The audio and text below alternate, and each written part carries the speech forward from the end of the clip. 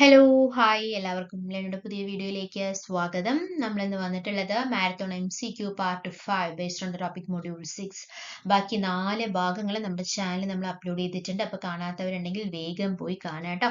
ഓരോ പാർട്ടിലും 10 ക്വസ്റ്റ്യൻസ് ആണ്. അങ്ങനെ നമ്മൾ 40 ക്വസ്റ്റ്യൻസ് ഓൾറെഡി ഡിസ്കസ് ചെയ്ത് കഴിഞ്ഞിട്ടുണ്ട്. ഇനി നമ്മൾ ഡിസ്കസ് ചെയ്യാൻ പോകുന്നത് 41ാമത്തെ ചോദ്യമാണ്. This is the final part. Okay, അപ്പോ നമ്മൾ ആപ്ലിക്കേഷൻ ലെവൽ ക്വസ്റ്റ്യൻസ് ഒക്കെ ഓൾറെഡി ഡിസ്കസ് ചെയ്ത് കഴിഞ്ഞു. ഇനി കുറച്ച് ബേസിക്സ് ആയിട്ടുള്ള ക്വസ്റ്റ്യൻസ് ആണ് കേട്ടോ. ഇനി 41ാമത്തെ ചോദ്യം, ഈ face CRO is set to 1 ms division horizontally and the waveform spans 4 divisions. What is the period of the signal എന്നുള്ളതാണ് ചോദിച്ചിരിക്കുന്നത്. Option A 0.25 ms, option B 1 ms, option C 4 ms, option D 0.4 ms എന്ന് കൊടുത്തിട്ടുണ്ട്. So ഏതാണ് മക്കളെ right answer?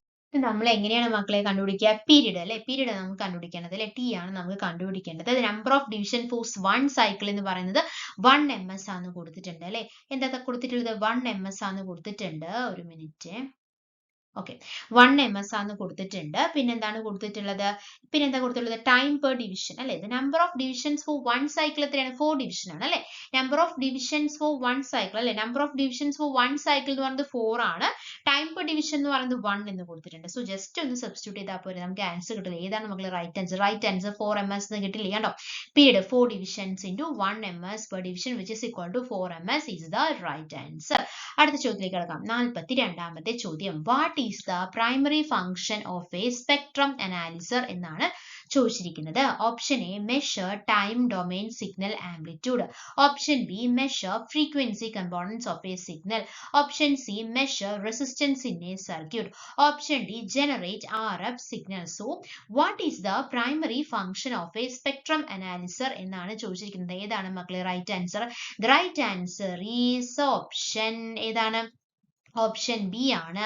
Measure frequency components of a signal. Spectrum analyser display amplitude of signals versus frequency showing spectral content. അപ്പൊ എന്താണ്? Spectrum analyser measure the frequency components of a signal. ഇനി 43ാമത്തെ ചോദ്യമാണ്, plasma displays generates images by option A emitting light from LED, option B using phosphorus excited by ultraviolet light from ionized gas, option C manipulating liquid crystals, option D using incandescent bulbs. അപ്പോൾ ഏതാണ് മക്കളെ right answer? Right answer is option B ആണ്. എന്താണ്?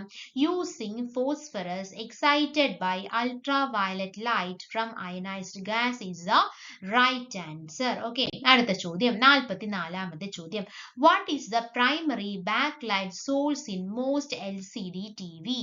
What is the primary backlight source in most LCD TV? Option A LED, option B plasma cell, option C incandescent bulb, option D fluorescent lamp. ഏതാണ് മക്കളെ right answer? ഏതാണ് എന്നുള്ളതാണ് ചോദ്യം. The right answer is option A ആണ്, LED ആണ്. അപ്പോൾ ആദ്യത്തേത് primary backlight source in LCD have evolved, but the most common source today is the light emitting diode. ആദ്യമൊക്കെ ഉണ്ടല്ലോ ഈ CCFL യൂസ് ചെയ്തിട്ടായിരുന്നു, അതായത് ബാക്ക്ലൈറ്റ് സോഴ്സ് ആയിട്ട്. CCFL എന്ന് പറഞ്ഞാൽ അറിയോ എന്താണ്? കോൾഡ് കാഥോഡ് ഫ്ലൂറസൻ ലാമ്പ് ആണ്. അതാണ് നമ്മൾ ഫ്ലൂറസൻ ലാമ്പ് എന്ന് ഓപ്ഷൻസിൽ കൊടുത്തിട്ടുണ്ട്, നമ്മൾ തെറ്റിക്കാൻ വേണ്ടിയിട്ടാണ്. അപ്പൊ ആദ്യം കോൾഡ് കാഥോഡ് ഫ്ലൂറസൻ ലാമ്പ് ആണ് യൂസ് ചെയ്തിട്ടുണ്ടായിരുന്നത്. ഇപ്പൊ എന്തായത്? ലൈറ്റ് എമിറ്റിംഗ് ഡയോഡ്സ് ആയിട്ട് മാറിയിട്ടുണ്ട് കേട്ടോ. എന്തുകൊണ്ടാണ് LED യൂസ് ചെയ്യാനുള്ള കാര്യം എന്താണ്? LED provide advantages like lower energy consumption, അതുപോലെ തന്നെ less heat generation and brighter images, making them dominate backlight technology for modern LCD screen is the main advantages of LED. LED main advantages അതാണ്. LCD എന്താണ്? LED use ചെയ്യുന്നതുകൊണ്ട് എന്താണ് ഉപകാരം എന്ന് ചോദിച്ചു കഴിഞ്ഞാൽ എന്താണ് പറയാം? ഹീറ്റ് ജനറേഷൻ കുറവാണ്, ലോവർ എനർജി കൺസപ്ഷൻ ആണെന്നുള്ള കാര്യമെല്ലാം ഉണ്ട് അല്ലെ. അടുത്ത ചോദ്യത്തിലേക്ക് കിടക്കാം. 45ാമത്തെ ചോദ്യം, which technology uses organic compounds that emit light when electrically stimulated? Option A LCD, option B plasma, option C OLED, option D LED. So which technology uses organic compounds that emit light when electrically insulated? ഏതാണ് മക്കളെ right answer? The right answer is option C ആണ്, OLED. OLED എന്താണ് OLED എന്ന് പറഞ്ഞാൽ? OLED തരാനുള്ള കാരണം തന്നെ എന്താണ്? OLED ഫുൾ ഫോം എന്താണ്? അത് അറിഞ്ഞു കഴിഞ്ഞാൽ ഇവിടെ ഓർഗാനിക് കോമ്പൗണ്ട്സ് കഴിഞ്ഞു കഴിഞ്ഞാൽ അറിയാൻ പറ്റും അല്ലെ. ഒപ്റ്റിക്കൽ LED ആണോ? അല്ല, ഓർഗാനിക് ലൈറ്റ് എമിറ്റിംഗ് ഡയോഡ് ആണ് കേട്ടോ.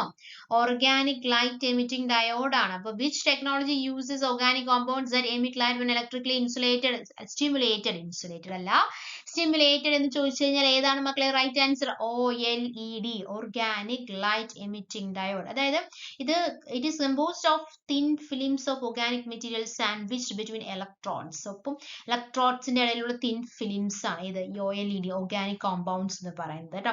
When an electric current is supplied, electrons and electron holes recombine in the organic layer, releasing energy as light. അപ്പം ഇലക്ട്രിക് കറണ്ട് അപ്ലൈ ചെയ്ത് കഴിഞ്ഞാൽ എന്ത് സംഭവിക്കും? ഇലക്ട്രോൺസും അതുപോലെ തന്നെ ഇലക്ട്രോൺസിലുള്ള അതുപോലെ തന്നെ ഹോൾസും എന്ത് ചെയ്യും? റീകമ്പൈൻ ചെയ്യും. എവിടെ? ഓർഗാനിക് ലെയറിൽ അല്ലെ.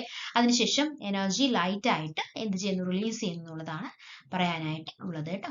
അടുത്ത ചോദ്യം 46ാമത്തെ ചോദ്യം. What is the primary advantages of DSO over an analog oscilloscope എന്നാണ് ചോദിച്ചിരിക്കുന്നത്. Option A uses electron beam for display. Option B can store and analyze waveforms digitally. Option C no need for triggering. Option D unlimited bandwidth. So which is the right answer? ഏതാണ്? DSOയുടെ full form എന്താണ്? DSOയുടെ full form എന്താണ്?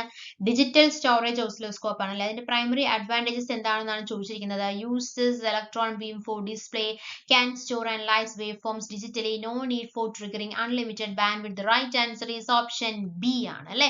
Can store and analyse wave form digitally. DSO digitizes signals and store them for later analysis. It is an electronic instrument that captures, digitizes, stores and display electrical signals or waveforms, right? So that is digital storage oscilloscope. Okay, അടുത്ത ചോദ്യം 47ാമത്തെ ചോദ്യം. What is the main function of the memory in digital storage oscilloscope? മെമ്മറിയുടെ main function എന്താണ് എന്നുള്ളതാണ്. Option A amplify signals. Option B store digitized waveforms. Option C provide power supply.